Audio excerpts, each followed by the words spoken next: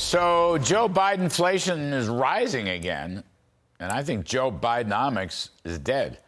Joining us now to talk about all of this, John Carney, Breitbart economics and finance editor and co-author of the Breitbart Business Digest, which is a must-read every day. John, welcome back. All right, first up, CPI higher than expected. The year-on-year change is rising. It's kind of moving in the wrong direction. What do you make of it? Well, as you pointed out, 2 months in a row up. A lot of people had overplayed that we had May was down, June was down, July was, up a little bit. And they said, oh, look, yay, the trend is going in the right direction. They assumed that this was just going to keep happening. What we're seeing now is actually the trend is going in the wrong direction. You don't want to make too much out of any 1 month, of course.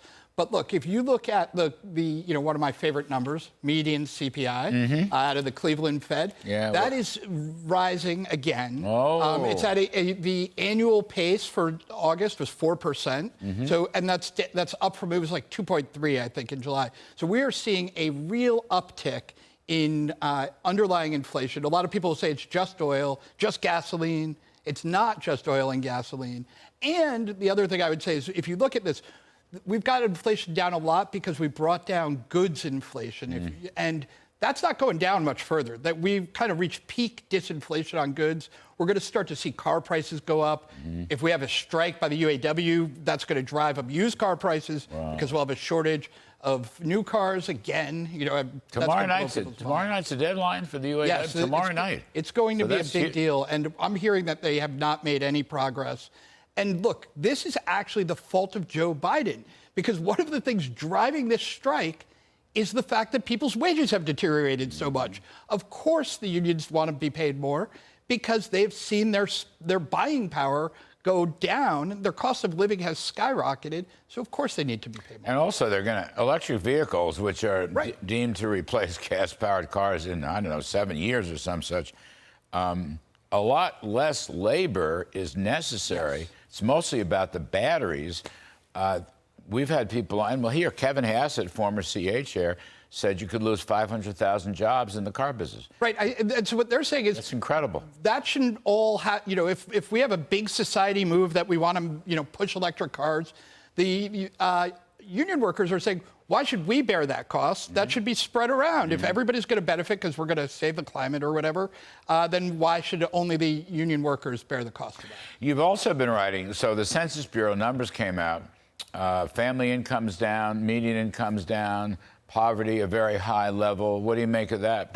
Was out yesterday? I know, it seems like it was out a long time ago. A lot's happened in the last... But the point is, let's see, that was like the Obama era, as I recall. Right. You wrote it's up 2010? Yeah, 2010. The last time we saw wages go down, real median wages go down by this much, household earnings, then was the second year of the Obama administration, 2010. The reason I like that is because they went down again in 2022, the second year of the Biden administration. So Biden was vice president the last time we saw wages go down by this much.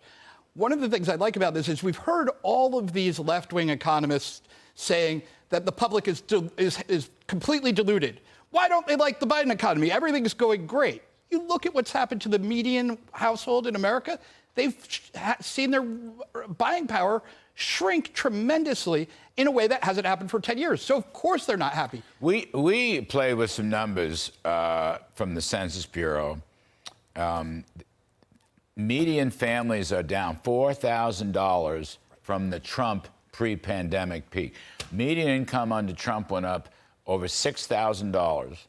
And now it's gone down $4,000. Right. So the percentage is bad, but you look at that $4,000, those are real dollars after inflation. That kind of tells the story of the failure of Bidenomics, it seems to me. Everything he said, what is it, middle out, bottom up, what you're getting is middle down, bottom down. Right, and there's no affordability. You can't buy a house at a 7.75% mortgage rate. Seriously, this is an affordability issue, and it's an income issue. And it's the failure of Bidenomics. And it is very much the failure of Bidenomics. And the fact that the Biden administration looks at this and does look at it as a mass delusion. They're like, we'll talk our way out of this. We'll say the word Bidenomics. We'll tell people things are going great. Shows how out of touch they are, because people are correct. They have gotten poorer while Biden has been president. That's a key point. Poor. That's a really important point. It's funny. That stuff is very personal to the families. You know, it's kitchen table type stuff. It's more important than something called GDP, which is a thing. Another one, John, you wrote a good piece. All the illegal migrants coming across the border who Secretary Mayorkas and Joe Bidenomics want to give them work permits. Right. That is going to bring down wages. Could you just illuminate that point? Sure.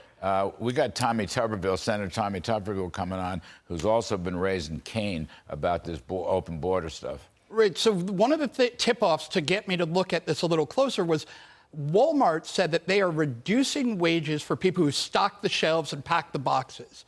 That's the entry-level labor. But yet we have a very low unemployment rate. So I said, where are they getting the workers, enough workers that they could actually start cutting wages on this stuff?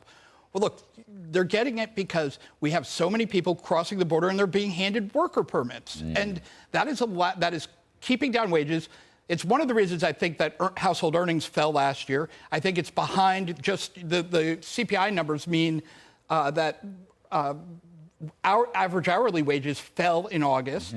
And so, so that is, I think, a big, what we used to call illegal immigration, but it's not really illegal anymore because they're handing in work permits. Walmart wouldn't be hiring masses of these people if they weren't being given work permits. That is holding down wages for the people at the bottom of the economic ladder. Joe Biden always says from the bottom up. This isn't helping the bottom at all. It's actually suppressing the wages. Wait a second. From American citizens at the bottom of the ladder. Absolutely. And so the migrants are coming in are going to damage that group. They're That's the right. least skilled, least educated. A lot of times young people just trying to get some of their first jobs or people trying to re-enter the workforce. They've been out of it either because they had some personal issues that kept them out of it. They're trying to re-enter the workforce at a low wage already, and it's being pressed down because they're now having to compete with people coming from desperate economies in South and Central America, actually from all over the world. We used to think it was a problem. Yeah, it's coming through the south of the border, but it's no longer just coming from our southern neighbors. It's now coming from all over the world because the Biden administration has said to the world, hey, if you can get to that southern border, you're in. Come on in, open the door. Congratulations, you made it. And Mayorkas and Homeland Security has no idea who they are and where they are. I love that they've said they lost only 20% of them. Oh, if you go around New York, some of these hotels that are packed with migrants, do you think they know who those people are? Of course they don't. They haven't lost 20%. They're going to lose 100%. John Carney, stop it, you're making me laugh. John Carney of Breitbart, no elevator music here. Absolutely not.